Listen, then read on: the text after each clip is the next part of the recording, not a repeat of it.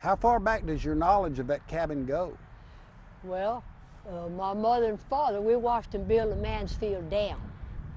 And those cabins were there then. And we were just little kids. And we lived on Thomas Springs Road in another log house. And when Mom and Daddy'd go to work, us three kids would get up on top of the log house and watch them blast over at the dam. You see the smoke, hear Mansfield Dam. Yes, Mansfield Dam. When they were building it. Yes. And so Mom and Daddy'd put us in the Model T pickup and take us at Lowman Hill. It was a lot taller then than now. They cut it down. And we would sit in the back of the Model T pickup and watch them blast and hear it and see the smoke and rocks. And the Model T, they had a clutch with a big band that went around that clutch, and something happened, it wouldn't pull up the hill, so Daddy had to back it up Lowman Crossing. And we're just little kids and watched them, do all of that. Yeah. So that goes back that far. Yeah. Because we lived at Dripping Springs. I was born and raised at Dripping Springs. But my uncle was a teacher and a preacher and a principal, and he taught them at school, and he married them, then he preached their funerals, hundreds of them. Well, how did you first come to live on this land where this Lakeway cabin is? A friend of ours bought it and needed somebody to take care of it, and that was right up my alley. I was for it. So we went there, moved there, and met those people and just had a wonderful time with them all these years. But you came to own the property eventually. Yes, sir, we did. Yes, sir. Because they were getting where they couldn't tend to it. So they said, oh, we'll sell it to you cheap. So tell me about the cabin. All the 55 years you were on that land? Yes, sir. Tell me about that cabin. Well, it was, of course, there, and it was built in the 1840s, late 40s and 50s. And we stayed in it. Mom and Daddy stayed in it. And my brother stayed in it. And so we had a lot of household stuff. We'd moved from other places and put in it. So we just painted the floor, fixed it up. Joe's nephews helped with it and helped with the one below where we added on to it. It was wonderful. It was just everything I wished for.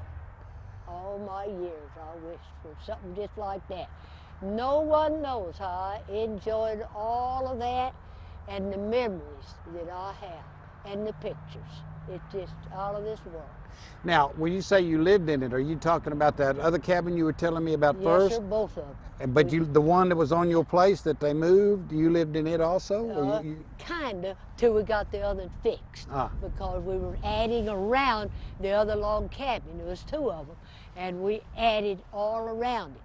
And I slept in the log cabin itself. That was my room, a little tiny room, warm always and cool always, no fans or nothing, because the old people back then knew how to build things like that, so it, worked for them too.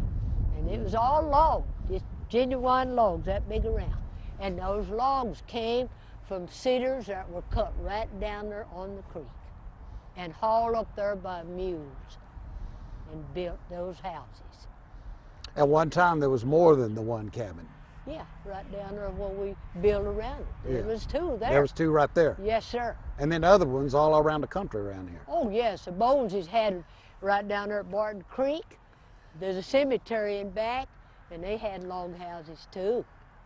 And then Betty Bowles and Irvin Bowles, brothers and sisters, they had their ranch right there where the car wash is on DK Road.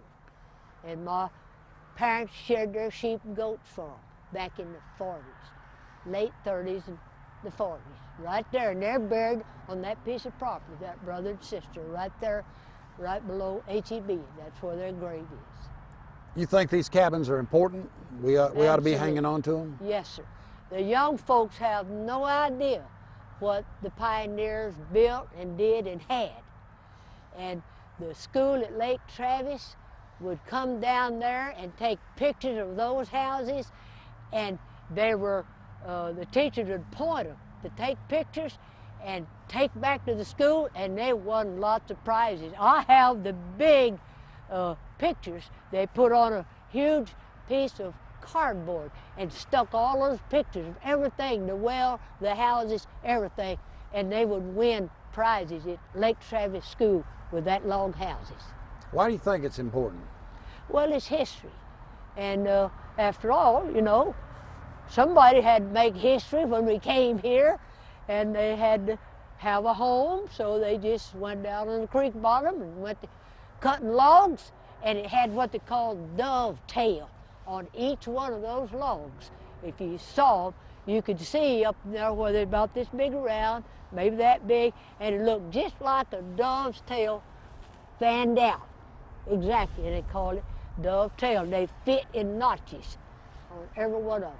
And that's how they connected them together. That's right. And the porch on the one above had shingles on it. That tin was added years later. But that was the genuine porch. It went with it. And to hold a little round post up, 4 or 5 of them, they had a little peg, wooden peg like that, and that peg would fit in the hole that held that porch up. Instead of nails, it was a wooden peg. Well, that's gone, but that was part of the house also, and it had the shingles, and it had the little door up on the side. My husband fixed it, you know, where we put stuff up in there also. It's just so important to have these gracious log houses, which you don't see anymore unless you preserve them. You miss those days. Absolutely. I've cried a creek full of tears for leaving that place. Those houses made me. It's my life. I'll never get over it. No place will ever fulfill what I had there. But how fortunate it is that you did have that experience. Yes, sir, that I experienced that. Yeah. Yes, sir.